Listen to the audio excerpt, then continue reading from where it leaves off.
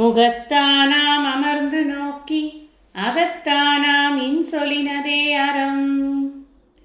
இந்த குறளை புரிஞ்சுக்கிறதுக்கு மகாபாரதத்தில் ஒரு சின்ன நிகழ்வை நாம் சிந்திக்கலாம். பாண்டவர்களுக்கும் கௌரவர்களுக்கும் இடையே போர் மூளாமல் இருக்கணும் அப்படிங்கிறதுக்காக கிருஷ்ணர் தூதுவராக வருகிறார். தூதுவராக வர கிருஷ்ணர்கிட்ட துரியோதனன் ரொம்ப ரொம்ப அவமரியாதையாக நடந்து கொள்கிறான். அவமரியாதை அப்படிங்கிறது எப்படி செய்வான் அப்படின்னா, மூஞ்சியை கூட பார்க்க மாட்டான். கிருஷ்ணர் என்ன தெரியாதவரா? அவர் சந்தோஷமாக வான்னு வரவேற்கக்கூடாதா? வேறு விஷயமே இல்லையா பேசுகிறதுக்கு? என்னமோ இவனோட சொத்தை கொள்ள கொண்டு போயிட்ட மாதிரி கொஞ்சம் கூட அவர்கிட்ட முகத்தை கூட பார்க்காத அளவுக்கு அவன் ரொம்ப அவமதிக்கிறான் அவனை. அந்த சமயம் அந்த அரசவையில் விதுரர் இருக்கிறார். விதுரருக்கு கிருஷ்ணர் இப்படி அவமதிக்கப்படுவது ரொம்ப கஷ்டமாக இருக்குது. அவருக்கு தர்மம் தெரியும். யார் உள்ளே வந்தாலுமே அவர்களை நாம் வரவேற்கணும், முகத்தை பார்த்து அன்போடு பேசணும் அப்படிங்கிறதெல்லாம் தர்மம் இல்லையா? அது மாத்திரமில்லை, இவர் தூதுவராக வந்திருக்கிறார். அப்போ அதுக்கான மரியாதையை அவருக்கு கொடுக்கணும்.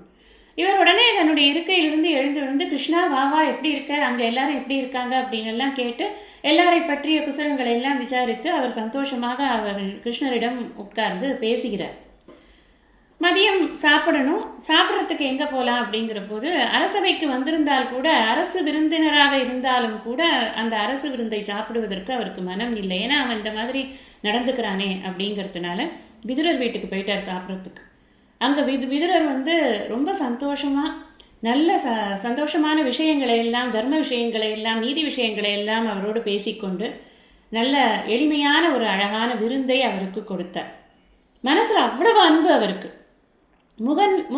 முகன் அமர்ந்து அப்படின்னு சொல்கிறார் இல்லையா வள்ளுவர், அந்த மாதிரி முகத்தில் ஒரு மலர்ச்சியோடு கூட அந்த கிருஷ்ணரை அவர் எதிர்கொண்டு அழைத்து வீட்டுக்கு விருந்தாளியாக அழைத்து கொண்டு போய் அவருக்கு அன்னமிட்டது அப்படிங்கிறது அது ஒரு விஷயமாக நாம் இங்கு பார்க்கப்படுகிறது இந்த சரித்திரத்தில்.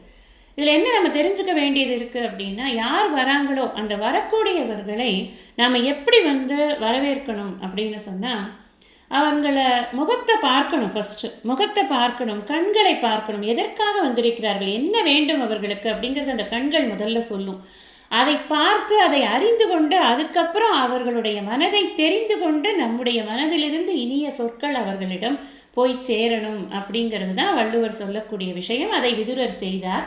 கண்ணன் அவருக்கு வேண்டிய அனுகிரகங்கள் எல்லாம் தந்தார் அப்படிங்கிறது சரித்திரம்.